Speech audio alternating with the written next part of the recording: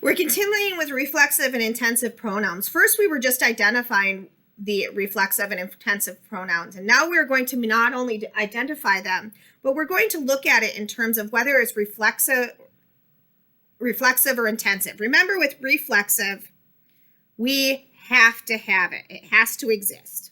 Whereas if it's intensive, we can get rid of it. Okay, if we get rid of it, if it's reflexive, all of a sudden our sentence doesn't make sense. However, if it's intensive and we get rid of it, we still make sense. So one way to do that is to double check. Take it out of the sentence and then see if it makes sense or not. So reminding ourselves of the directions here, we have underlined the reflexive. So I underline reflexive and pronoun in each sentence. On the line, write R. So I'm going to be writing R if the pronoun is reflexive, and I if it is intensive. Have you yourself ever traveled to Africa? We know it has to end in self or selves. So we find yourself here.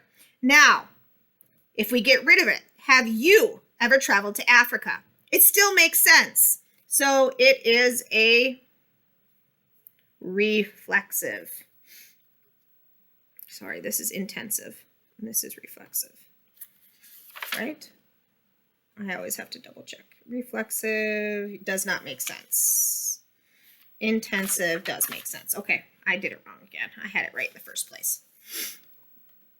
Mary Henrietta Kingsley made 3 journeys to West Africa all by herself, becoming the first European to visit some parts of Africa.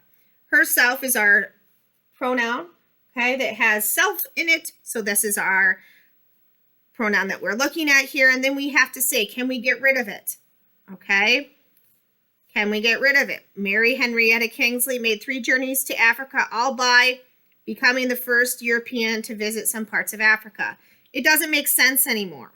Okay, so this is going to make it reflexive. Continuing down to the bottom. Fill in the blanks in the following sentences with appropriate reflexive or intensive pronouns. On the line to the right, write R for reflexive or I for intensive. So instead of just underlining it here, we're going to have to put something in here. So we need to remind ourselves again that we're going to use self or selves at the end of each word in order to do it. So the doctor blank came out to greet her patients. Okay, here is a feminine use of a pronoun. So we will probably use a feminine form of the pronoun here. So we'd say the doctor herself came out to greet her patients. Now, can we get rid of this? The doctor came out to greet her patients. Yes, it makes sense. So it's going to be an I. Steve accompanies blank on the guitar. Okay, remember, we have self, so we have Steve. This supposedly is a masculine, so we can use masculine. And we end up with accompanies himself on the guitar. Can we take it out? Steve accompanies on the guitar. Doesn't make sense, so we have reflexive. Please complete the rest of these. We'll be continuing tomorrow on the rest of the packet. I'll give you the introduction, and we'll be starting with pronoun antecedent agreement.